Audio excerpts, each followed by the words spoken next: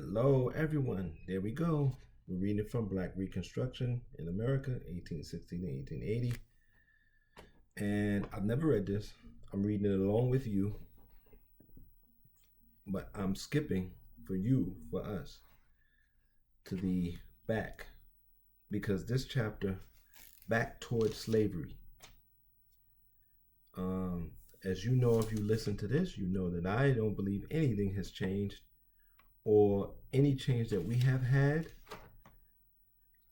If there was any forward progress, if there was any expansion of humanity in this society, we've regressed. I think we went from slavery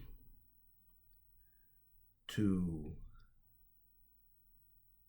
slavery by another name in convict leasing to Jim Crow to separate but unequal to separate and nothing. So from my point of view, we're living in a plantation society as black people, and we don't even have a secured slave quarters.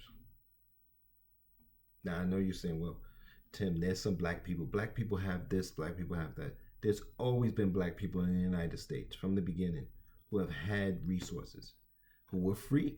Even during the slave days, there were black free people and there were black wealthy people. Always a handful, always a small number.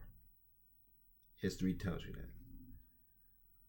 But for the overwhelming majority of us, we were working without any control or power. And in 2024, for the most part, we're working without much control or power. And we don't have decent places to live. Now that's being extended out to other people. We don't have control over what we eat.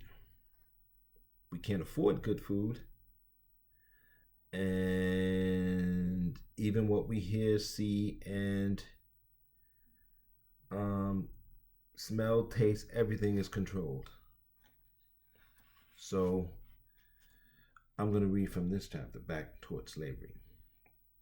How civil war in the South began again, indeed had never ceased, and how black Prometheus, bound to the rock of ages by hate, hurt, and humiliation, has his vitals eaten out as they grow, yet lives and fights. It must be remembered and never forgotten that the Civil War in the South, which overthrew Reconstruction, was a determined effort to reduce black labor as nearly as possible to a condition of unlimited exploitation and build a new class of capitalists on this foundation. The wage of the Negro worker, despite the war amendments, was cast in every method of discrimination. This program had to be carried out in open defiance of the clear letter of the law.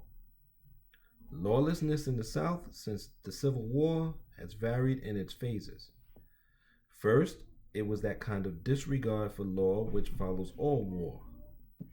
Then it became a labor war, an attempt on the part of impoverished capitalists and landholders to force laborers to work on the capitalists' own terms. From this, it changed to a war between laborers, white and black men fighting for the same jobs.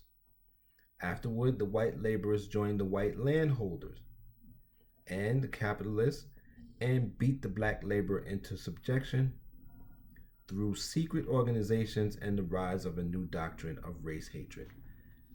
All you people who keep telling your black children and you keep telling each other, just go to get a job, please stop doing that. Jobs don't fall out of the sky. Okay? There are walls there. And either you're going to build alternatives, okay? I know you're not going to fight against the walls that are there because you don't have the courage to do that. Because anybody who's telling anybody, any black person who's telling other black people, just go apply for this and why don't you go apply for that? At this point, you don't have the courage to fight the walls. So create and develop an alternative. And we have all the tools to do it. um, I'm teaching more lessons, more beneficial lessons that I know you all don't have because I'm out here in the world and I don't have no patrons on my Patreon. Not one. $3 a month. Let's go back to the reading. It is always difficult to stop war and doubly difficult to stop a civil war. Inevitably, when men have long been trained to violence and murder, the habit projects itself into civil life after peace. And there is crime and disorder and social upheaval, as we who live in the backwash of World War know too well. But in the case of civil war, where the contending parties must rest face to face after peace, there can be no quick and perfect peace. When to all this who add a servile and disadvantaged race, who represent the cause of war, and who afterwards are left near naked to their enemies, war may go on more secretly, more spasmodically, and yet as truly as before the peace. This was the case in the South after Lee's surrender. I would say anything south of Canada is South. Emancipation loosed the finer feelings of some Southerners toward Negroes. They felt the fall of a burden and expressed it. The nightmare was at least over. They need no longer apologize to the world for a system they were powerless to change or reconstruct. It had been changed, and they were glad. But emancipation left the planters poor and with no method of earning a living, except by exploiting black labor on their only remaining capital, their land. This underlying economic urge was naturally far stronger than the philanthropic and motivated the mass of Southerners. Stop saying that you have farmland and your great grandfather kept the farm for generations. They were slave holders, probably. Not that there's any people like that. Most farms now in the United States are corporate owned. I don't think there's many family owned farms left. If it is, it's a small number. But you didn't get to where you got to of your own brilliance and your own hard work and your own bootstraps. Stop it. It's delusional. Carl Schurz said, some planters held back their former slaves on their plantations by brute force. Armed bands of white men patrolled the country roads to drive back the Negroes wandering about. Dead bodies of murdered Negroes were found on and near highways and byways. Gruesome reports came from the hospitals, reports of colored men and women whose ears had been cut off, whose skulls had been broken by blows, whose bodies had been slashed by knives or lacerated with scourges. A number of such cases I had occasion to examine myself. A veritable reign of terror prevailed in many parts of the South. Many testified that the Southern people seemed to have transferred their wrath on the federal government to the colored people. The disorder and utter lack of control was widespread. Governor Sharkey of Mississippi found an unprecedented amount of lawlessness in 1866. Mrs. Smeads, a Southern white woman, tells of incidents in Mississippi involving both whites and Negroes. At this time, incendiary fires were common. There was not much law in the land. We heard of the gin houses and cotton houses that were burned in all directions. One day, as Thomas came back from a business journey, the smoldering ruin of his gin house met his eyes. The building was itself valuable and necessary. All the cotton that he owned was consumed in it. He had not a dollar. He had to borrow the money to buy a postage stamp, not only during this year, but during many years to come. It was a time of deepest gloom. Thomas had been wounded to the bottom of his affectionate heart by the perfidy the perfidy of the white man who had brought this on his house. In the midst of the grinding poverty that now fell in full force on him, he heard of the reckless extravagance of this man on the money that should have been used to meet these debts. Again, the terror that's in our minds, that was put on our great grandparents, our grandparents, and our parents. I'm in Generation X. Even the fear in Generation X people, black people, is really something else. And a lot of you, if you don't realize you have it, we don't even try to question certain things because it's like we're never going to be able to do that. They're going to come after us.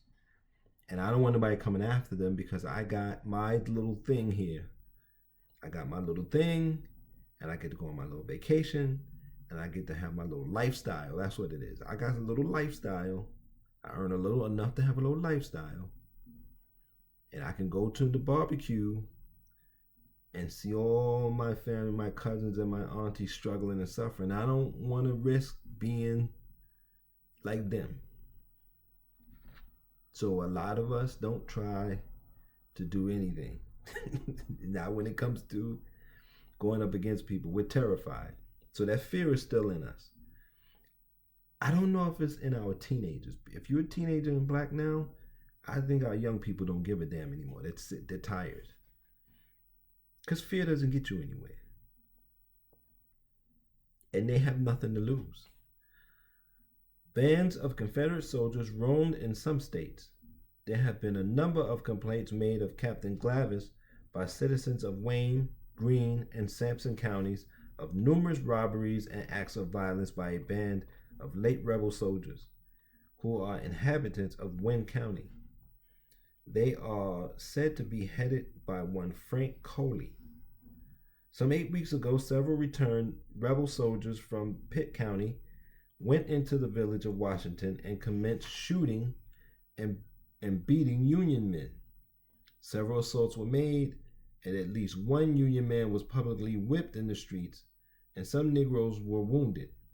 One of the party was badly wounded by a person whom they attacked. On their return, they met on the public highway a Negro. They first castrated him and afterwards murdered him in cold blood. And so we've been getting murdered in cold blood for a long time. And we're still being murdered in cold blood. Look at my gray hair. Look at my gray. I still get stopped in the subway. I still get stopped. I get stopped. Matter of fact, I get stopped more now than I did when I was young, which is insane. Which just goes to show you, you never free in this thing. And I get looked at by police officers funny. And I'm looking at them like, you don't see this gray hair? You don't see me struggling to walk because my back is shot?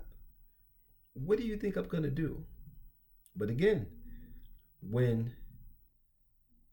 law enforcement and other people who run and manage this society don't see you as fully human, it doesn't dawn on them what you have or don't have. I'm about 6 feet.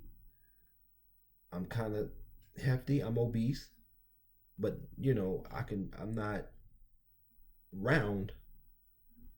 So you can't see the obesity as well as you would in others. So I just look tall and big. So that's what they look at.